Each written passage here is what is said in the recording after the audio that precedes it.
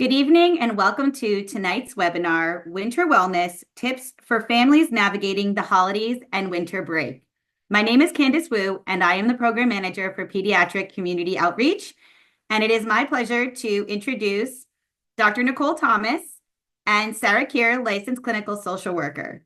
For tonight's webinar, we do ask that you use the Q&A section for questions, as we will have a Q&A portion at the end of the webinar. Please refrain from asking any clinical or personal information, as we cannot diagnose or treat on this webinar. And we will be recording this webinar, and we will be sharing it with those who have registered, as well as having it on Atlantic Health Systems YouTube page. So it's my pleasure to turn it all over to our presenters. Thanks so much, Candice. Awesome.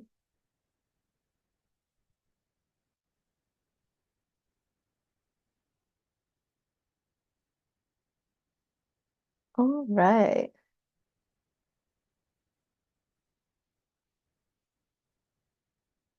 This takes my computer a minute to load.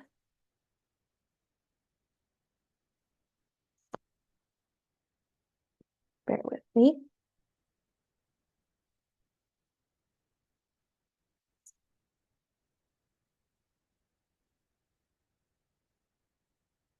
Okay, awesome. So welcome, everybody. We're so happy to have you here. So as Candice had said, my name is Sarah. I am a licensed clinical social worker. I'll be going through our first segment, and then Dr. Thomas will be talking about kind of next steps and warning signs of when we should be seeking some additional support. Our goal for today is to talk about all of the wellness and positives that are coming with this time of year, thinking about the benefits of winter break, the benefits of spending time together as a family unit, the holidays. We'll explore some tips for making the best of the time off with your family, and identifying as well some of the challenges that do come up with this time of year. As Candice had mentioned, just a reminder, the following information is not clinical opinion. It's not an exhaustive list, and it is meant for educational purposes only. So please make sure that you're speaking with your child's provider with any additional questions or concern. And you are always, always, always able to go to the emergency room or call 911 with any emergency, physical or mental health related. So in discussing some of the benefits that naturally come with holidays and winter breaks, we can think about the break from all of school stressors. So typically leading up into Thanksgiving break, and especially winter break, teachers are really cramming in a lot of different educational pieces, trying to get to a point where we can have that winter break with no assignments or limited assignments. So typically stress is rising during this time of year. So having that time off definitely can help relieve a little bit of that tension. There's also an increased opportunity for family time. So if you as parents have time off during this time as well, having some opportunity for that one-on-one time or some sibling time, it allows for us to have an opportunity to dive into culture and traditions. So an opportunity of showcasing maybe what your family traditions were, setting up new traditions with your family, thinking about the cultural aspects and religious aspects that may be coming up during this time of year. And it also allows for an ability to have unstructured playtime, which is super important for the development of kids. So we want to make sure that we're enhancing all of these things and honoring all of them. And with the benefits of the winter breaks, there do, of course, come some challenges. So the break from routine, while it does allow for some relief when it comes to stress management and allowing for an opportunity to recharge and reset, there does come a decrease in ultimate routine. When we're seeing a break from routine, we're noticing usually a decrease in sleep. So often kids are staying up a little bit later, maybe sleeping in a little bit later, which then is going to make it potentially a little bit harder for once we're in the back to school setting. So going from winter break where we're staying up till 9, 10 o'clock at night, sleeping in super late, especially for our teenagers, maybe sleeping in until, 12, 1. These are the situations that make it much harder to then go back to that wake time of 5 a.m. or 6 a.m. to be navigating getting out of school. So it makes it a little bit more challenging with navigating sleep. There's also a increase typically with screen time. So navigating what that looks like when we're having school time, that's a designated 8 hours of a pretty screen-free opportunity. Or if we're on screens, it's a lot more structured. So focusing on just homework or schoolwork or reading. And screen time when we're away from school really results into a lot more time on social media, maybe more gaming, and just a lot more unstructured screen time. The average child in America spends about 11 hours on a screen in a day, and that's looking at school-based time. So if we're thinking about outside of school, it really can increase screen time. The challenges with having increased screen time and being a little bit more unstructured with it can result in having some like fear of missing out. So if your child is looking at other friends that are having play dates or hanging out without them included, we're a little bit more aware of that. During the holidays too, thinking about gift giving, a little more awareness around what their friends are getting, what they're not getting. And it becomes a bit more than just screen time and results in a lot more opportunity of feeling that missing out or creating some other emotions, whether that's anxiety, feeling sadness, whatever might be coming up. So in having this break from routine, we can really emphasize the value in it and recognize where these challenges might be coming up. So working within our setting to make sure that we have some form of a routine. This doesn't mean that you're still waking up at 6 a.m. to act like you're getting to school or get ready. So having some flexibility with it, but trying to maintain some form of bedtime and wake time. Maybe if bedtime normally is 8 and we're waking up at 6, trying to just push that uniformly so that we're not sleeping in super late, making that transition back to school a little bit easier. Also focusing on having just a few key things that need to get done each day. So the unstructured time, again, really valuable and important to have, but too much unstructured time can lead to an increase in anxiety, boredom. For some people, it just makes that transition back to school that much harder, where you go from having so much unstructured time to then kind of getting hit in the face a little bit with that 8 hour routine and expectations of the school day. So having a few key things that need to get done each day. That could look like some chores that need to get done. It could look like some form of exercise or self-care. It doesn't have to be anything crazy. There also, I would imagine, be some activities as far as school goes that still needs to be getting done. So prioritizing getting time for that in. We want to maintain a hygiene schedule. As a lot of us experienced with remote work or during COVID of having a little bit more of that unstructured time, hygiene is something that quickly falls to the wayside when there's no reason per se to be doing it. So thinking about brushing your teeth, brushing your hair, taking a shower, making sure that all of these general necessities are being covered. And in mind with hygiene too, thinking about nutrition. So with the sleep schedules shifting or having a little bit more of unstructured time, making sure that we're still getting breakfast, that we're still getting lunch, and that we're still getting dinner. And again, trying to maintain some consistency with that so that the transition back to school feels a little bit easier.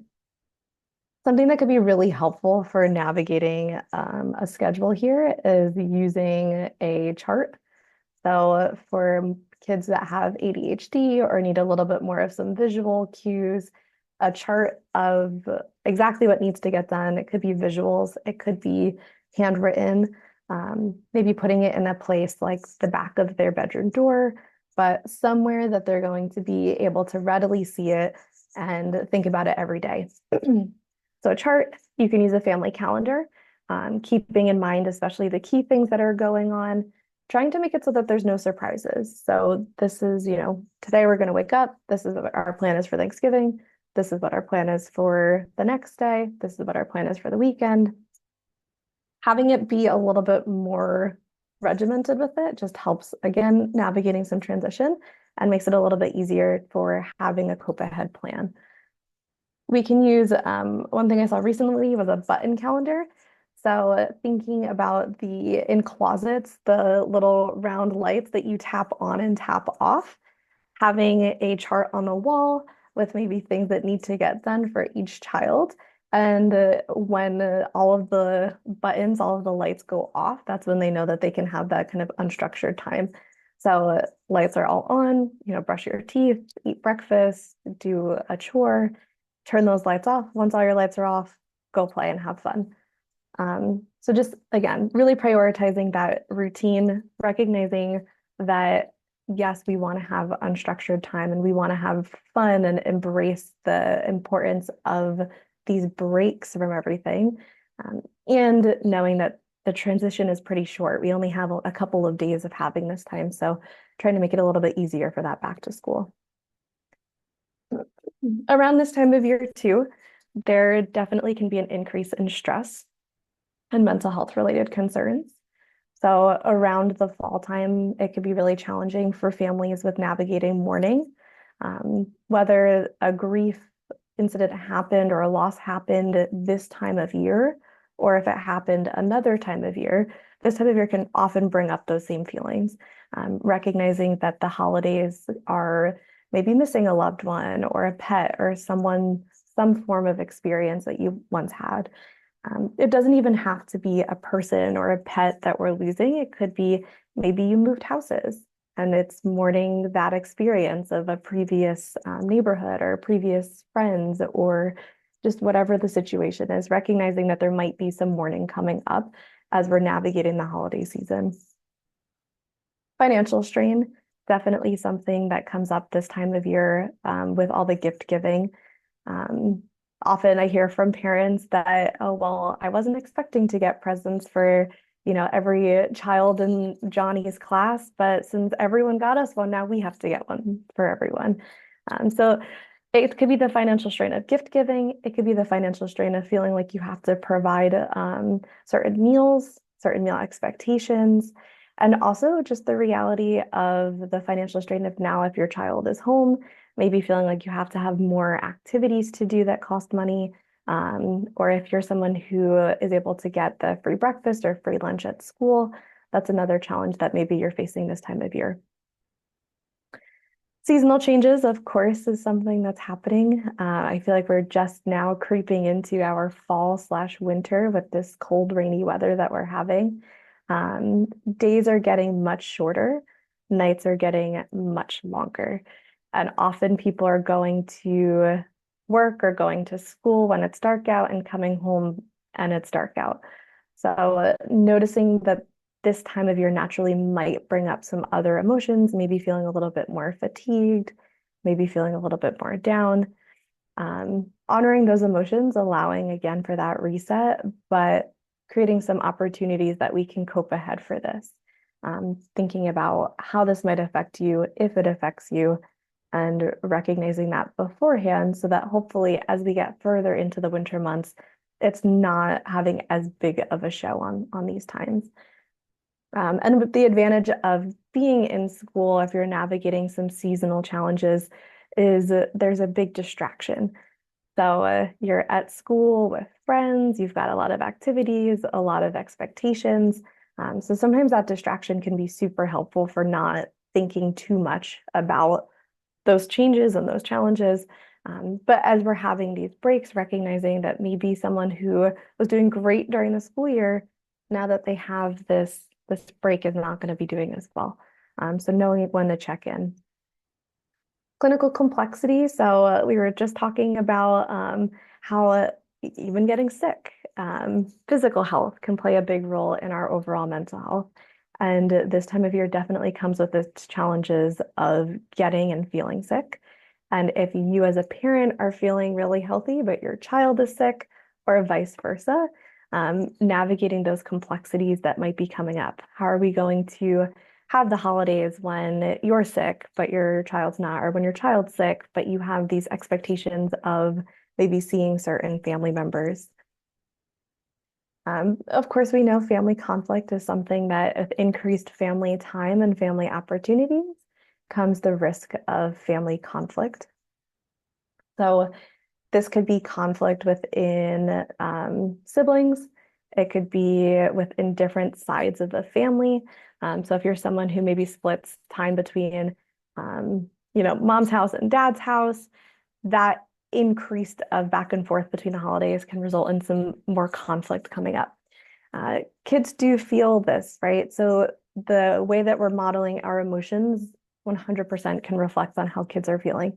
So making sure that we're trying to keep ourselves in check to hopefully keep our child feeling a little bit more regulated as well. And like I had mentioned with financial strain, trying to manage the expectations of your family as well as the gift giving season. So that could be something that's a little bit harder of trying to set an expectation, especially with the younger person, of, what gifts are you able to give, or how many friends are we able to buy for, or what types of meals are we going to be able to have this time of year? So trying to set those expectations not just with your family, but also with yourself. Be realistic. Know that there is really no expectation. We are the ones who put those expectations on ourselves. So trying to be realistic of what feels comfortable and allowing for that. And if it doesn't feel comfortable, maybe seeing where we need to put a boundary up, whether that's a financial boundary, whether that's a boundary with managing certain family members, how much time we're spending with certain family members, but trying to, again, check in with yourself to then check in with your family. So in order to overcome the stress, we really want to build in some extra time with coping. So if you're working on maintaining your routine, having that scheduled downtime, allowing for opportunities for conversation with your child or with yourself, with your partner, so that you have a space that if you are feeling overwhelmed, you have some of that built-in time. We could be practicing mindfulness.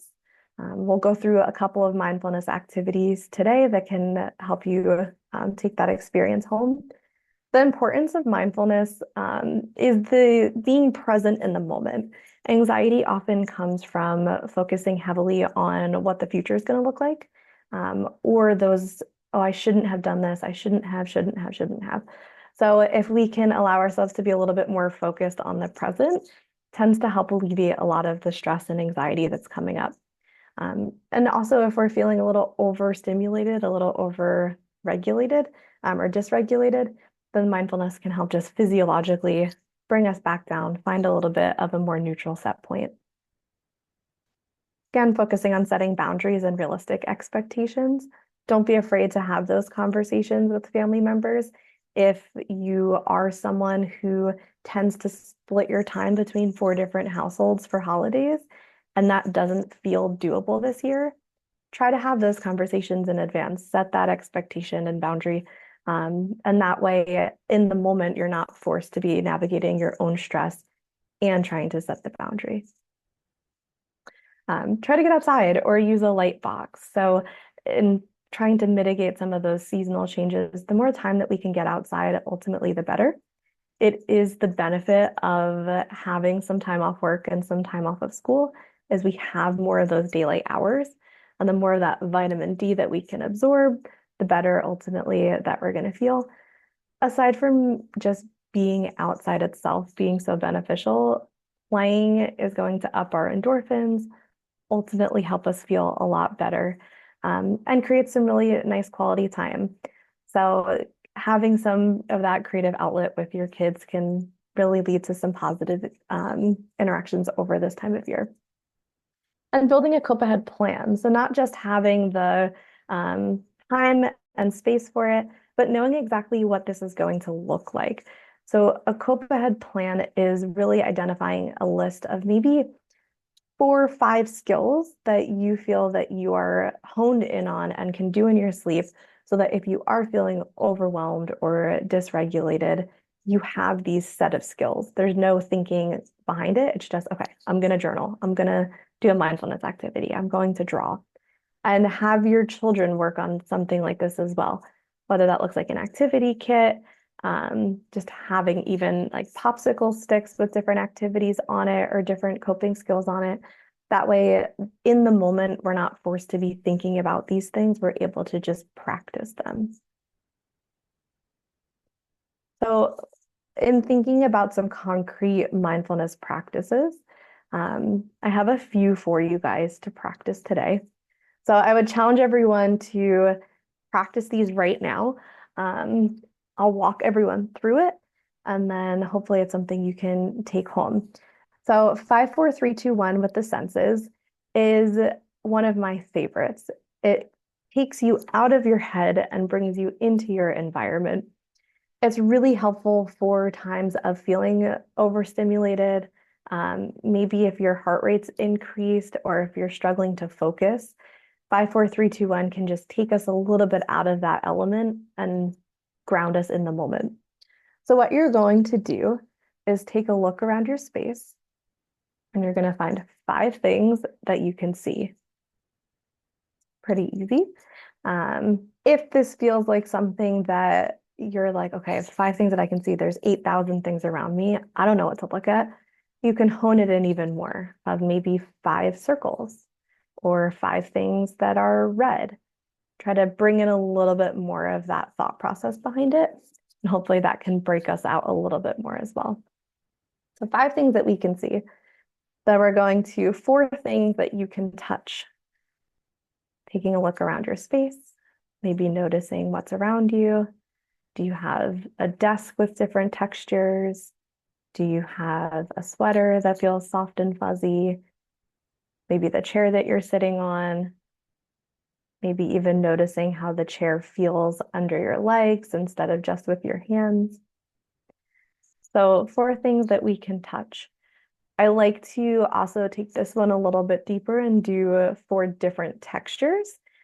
So if you're in a space that everything kind of looks the same, it forces you to just move around a little bit more and be a little more engaged in the environment versus just rattling off the 4 things that are immediately next to you. So 5 things we can see, 4 things we can touch, 3 things that we can hear.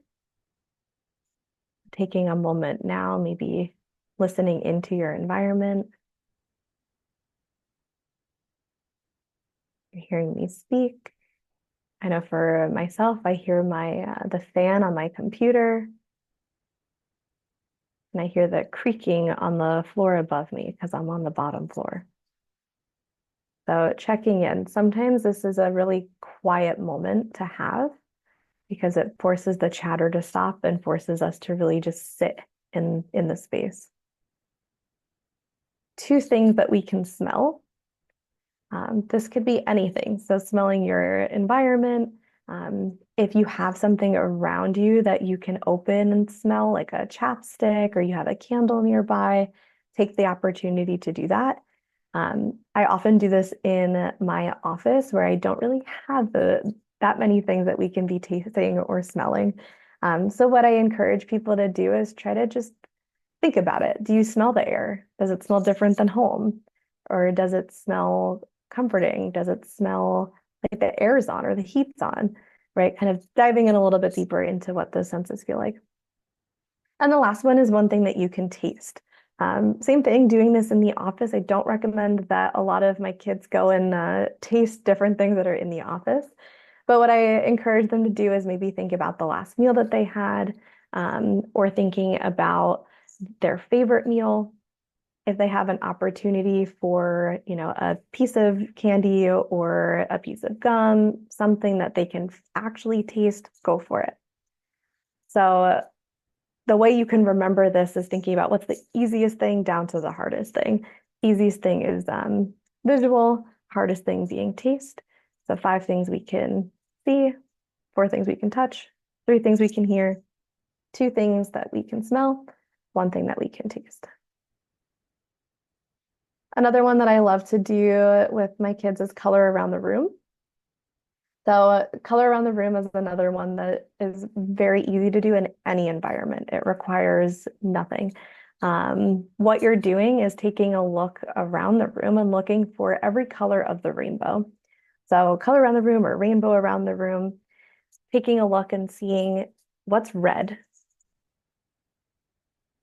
And looking around and finding something that's orange. And then yellow,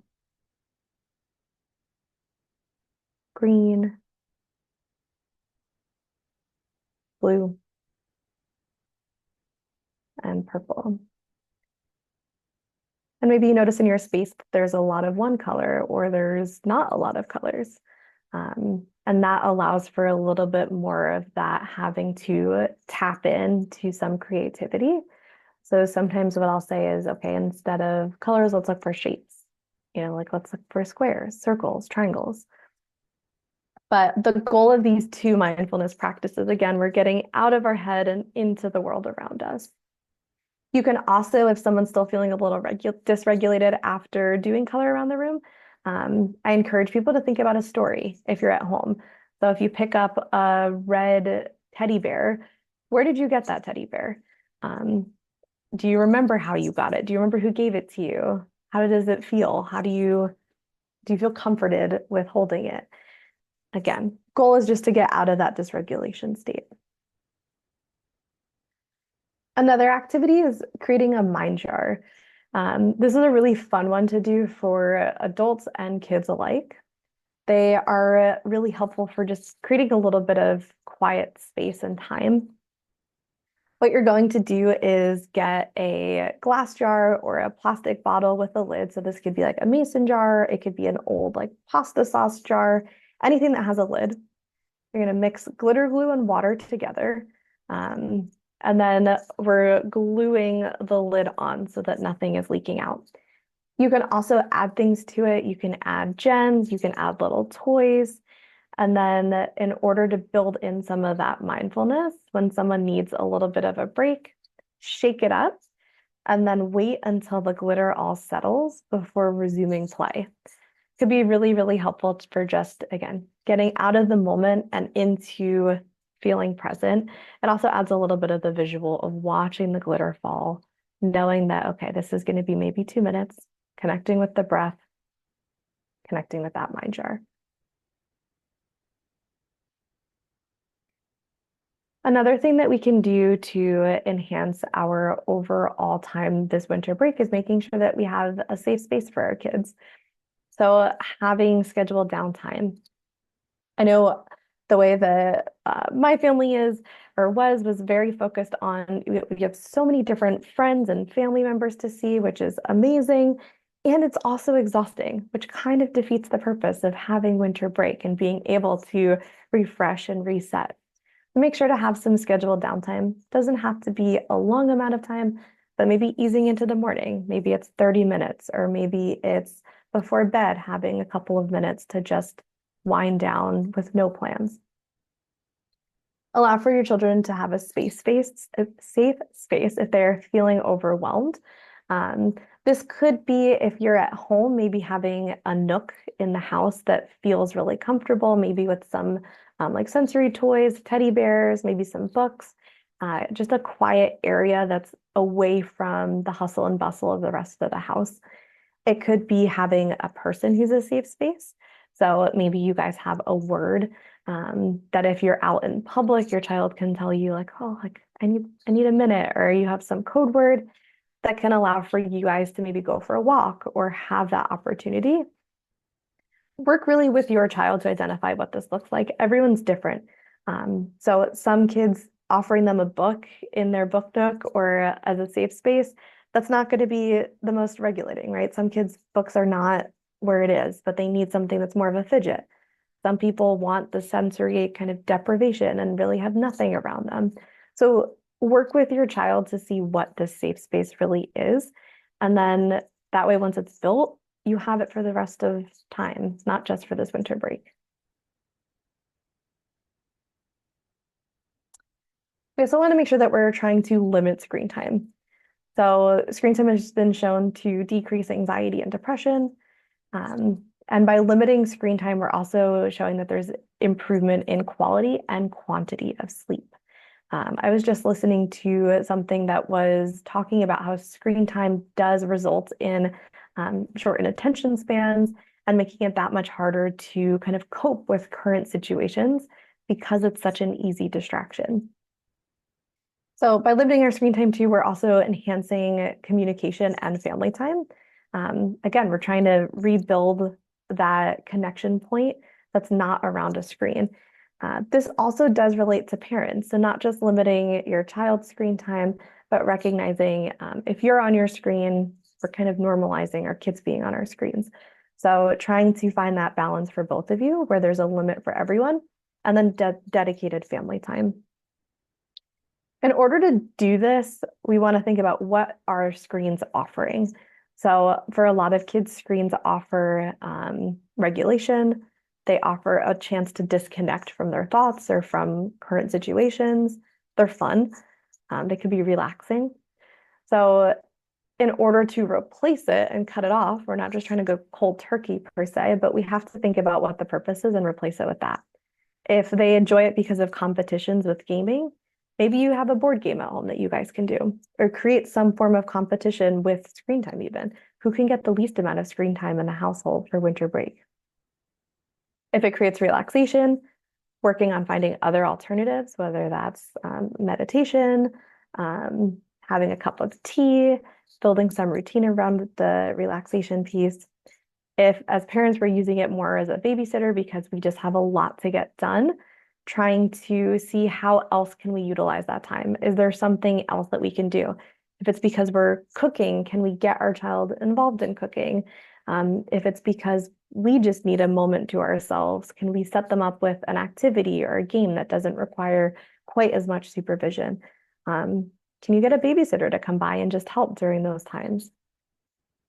If it's for laughs and it's just fun, can you guys come up with a game or an activity that promotes that same level of ease and comfort? And for the visual spatial problem solving, thinking about kids who love building, like playing Minecraft or Roblox, it's so fun to be able to see your buildings come to peace. So thinking about Legos, or how else can we be building? Can we do a craft that results in that same level of engagement? So in setting the limit too, we could be using parental controls or timers. We can have our screen scheduled so that the expectations are clear, meaning, okay, screen time is going to be for 2 hours after lunch. That's what we have. And then we're going to turn it off. That way it's a little bit easier for the transition back. We want to make sure that we have alternative options. So instead of just saying, okay, no more screens, having something set up for, especially for younger kids who maybe don't know what else to do with their time. You can get a mason jar with popsicle sticks and write a bunch of activities on it. That way you can say, hey, just go grab a popsicle stick. Let's go do something else.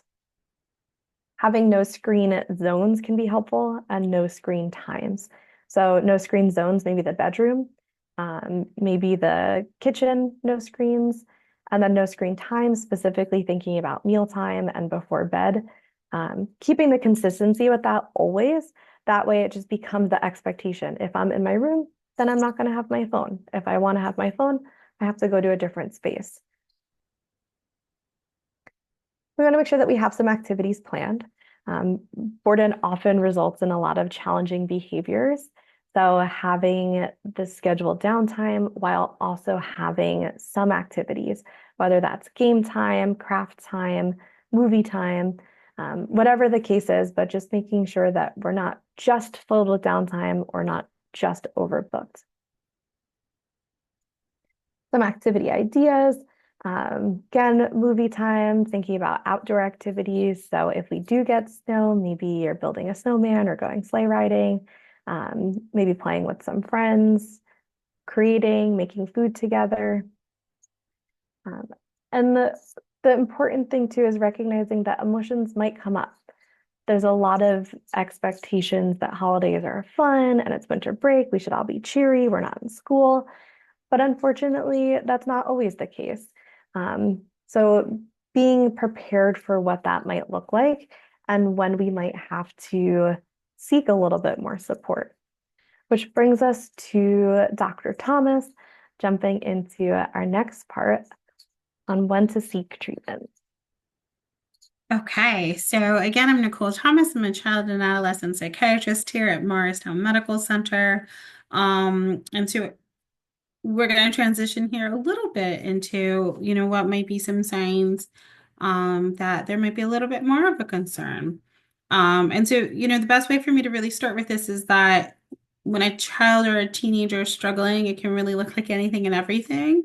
So I think part of it is really to just be mindful and to compare, what you know about your child to kind of how they're looking at the time and be very thoughtful about any changes. And so in terms of how a child might be struggling, again, that's a pretty long list of things that we can be thinking about here. But, thinking about how kids are in the ranges of ages that we might be talking about, that might be a little bit different if we're talking about, an elementary school kid versus a high school kid.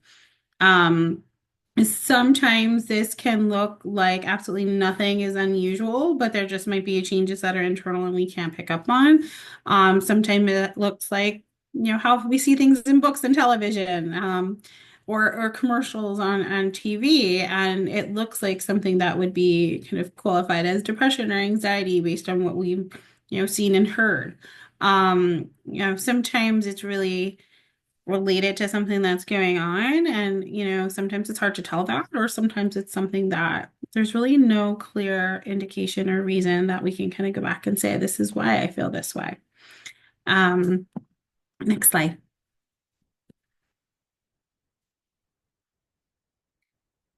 Regardless, though, as I said before, there's some benefit in always asking. So if you notice something different, if your child says something that's a little unusual for them or something that just kind of rubs you and says, let me think about that. What does that mean? That doesn't sound like you. Um, it never hurts to ask. I mean, that's a big part of what's going on here, asking, what's going on with kids, asking how they're feeling. If there's something that you don't understand that you're seeing or hearing, asking for clarification is something that can really help point you in the right direction. And kind of along those lines, again, kind of keeping your eye out. So if you're noticing changes, if you're all at home together, if you're, out doing activities and you're seeing something that looks a little bit different, that might be something in particular to point out as well.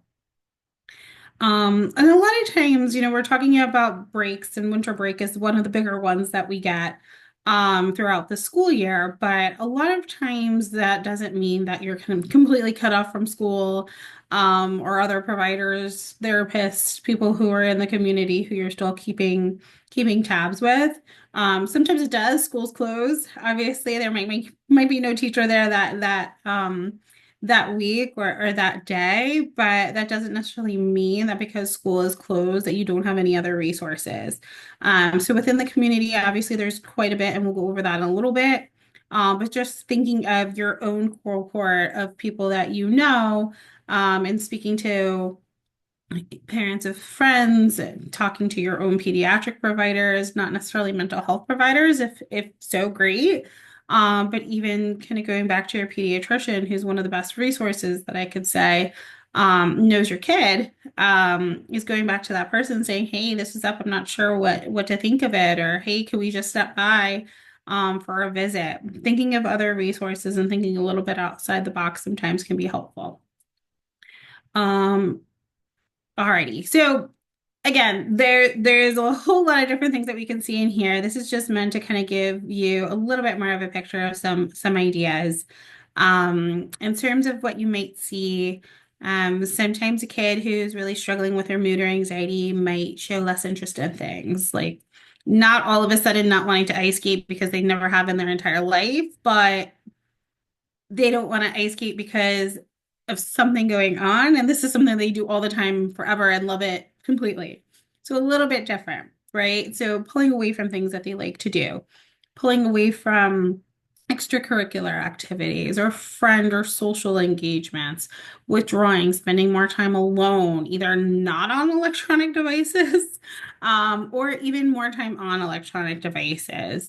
Meaning, if they're not on them, it's for a reason, not just because we're setting limits and doing very positive, productive things, but more so because there's something they're avoiding, or because they don't want to see stuff about friends or want to talk to friends, things of that sort. You might also see some mood changes, and it can be, in any direction, whether it's sad, down, anxious, hyper, irritable. You can see changes in a lot of different ways there. Changes in sleep, which I say with a wide range there, because we all know what Sarah was saying before about how sleep looks a little different during vacation. But for the most part, everybody kind of knows what our sleep schedule is usually like on vacation, and something that might stand out for normal winter break would definitely be a little bit of an outlier in that kind of situation. Other things can be some younger behavior. So by regressive, we mean kind of doing something that was kind of like their younger self. So all of a sudden, a kid is, asking you to cut up their food or feed them. All of a sudden, a kid doesn't want to sleep on their own in their room. All of a sudden, they don't want to be left alone in the house if they're an older kid who is used to doing that and things of that sort. And then again, changes in eating, changes in behavior.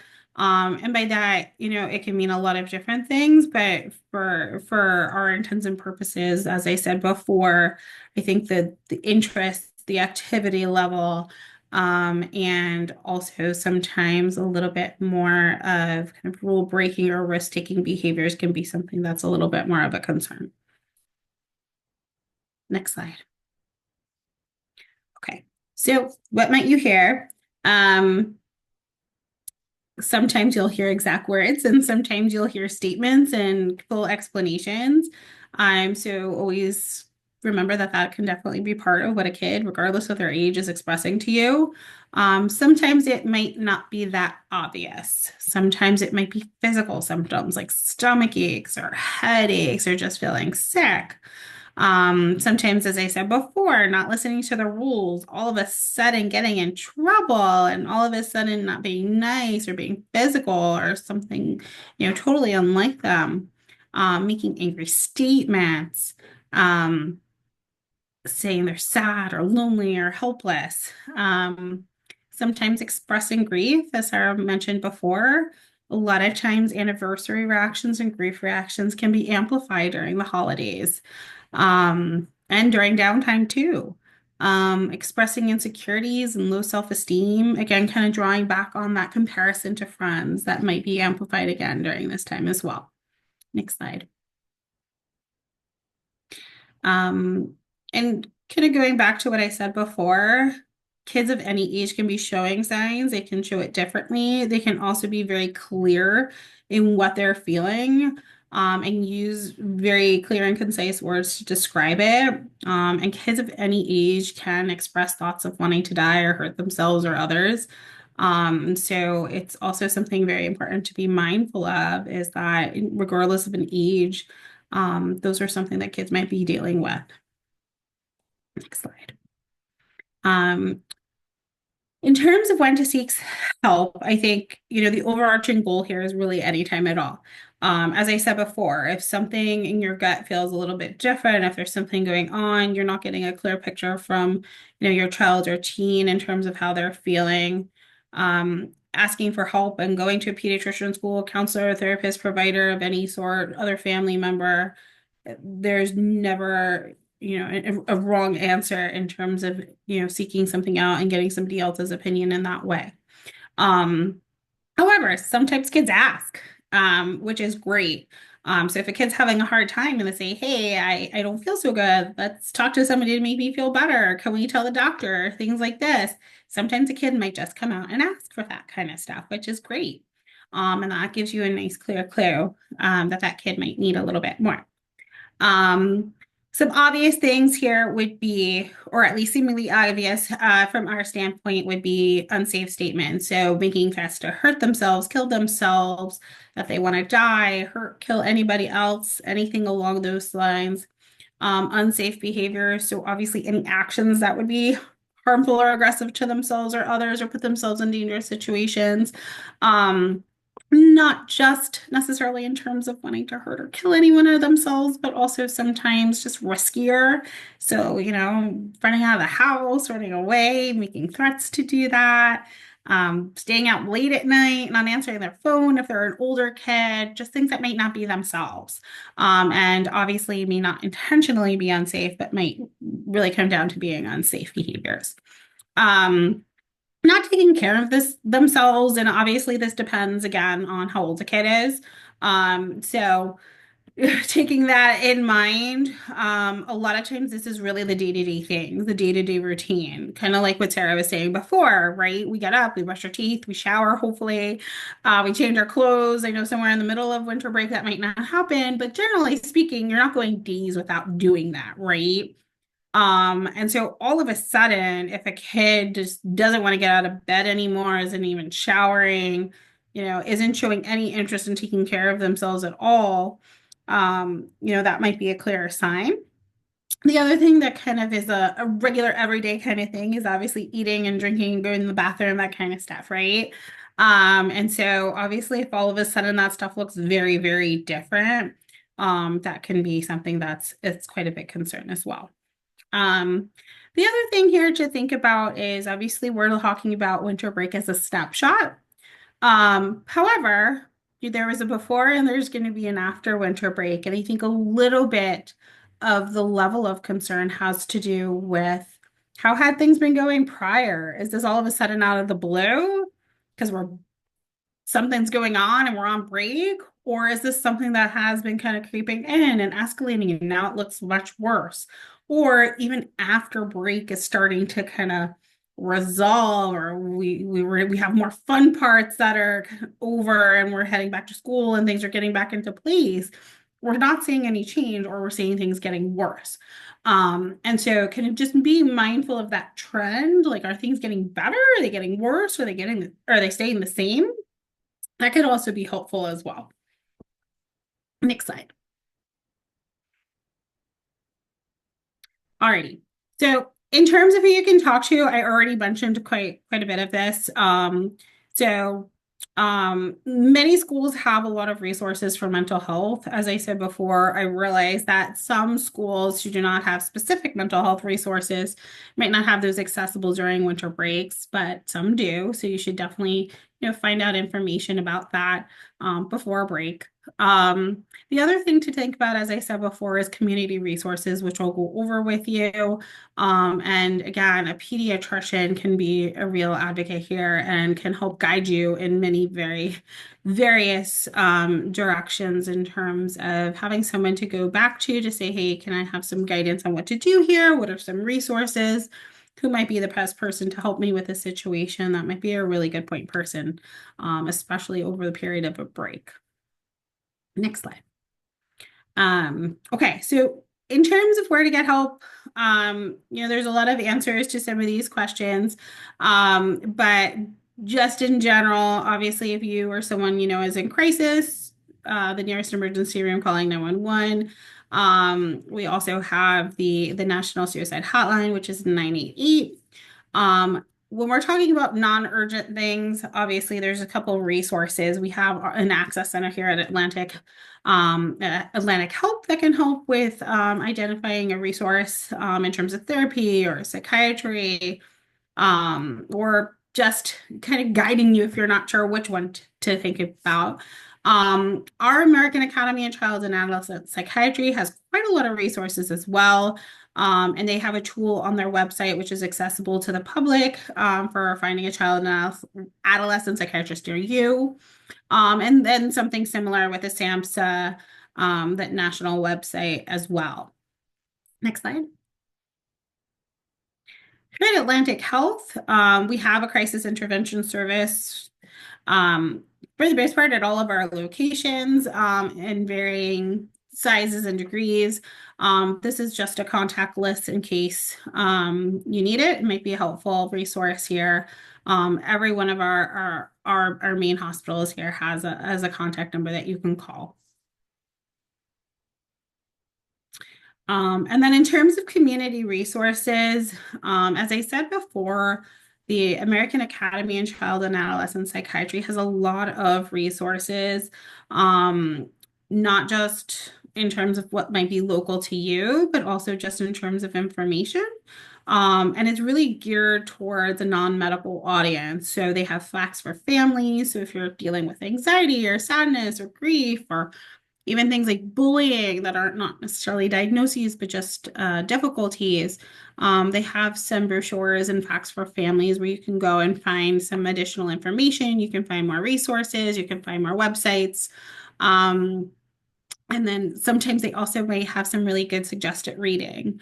Um, and then the other one that I really tend to use quite a lot is healthychildren.org, which is the website for the American Academy of Pediatrics.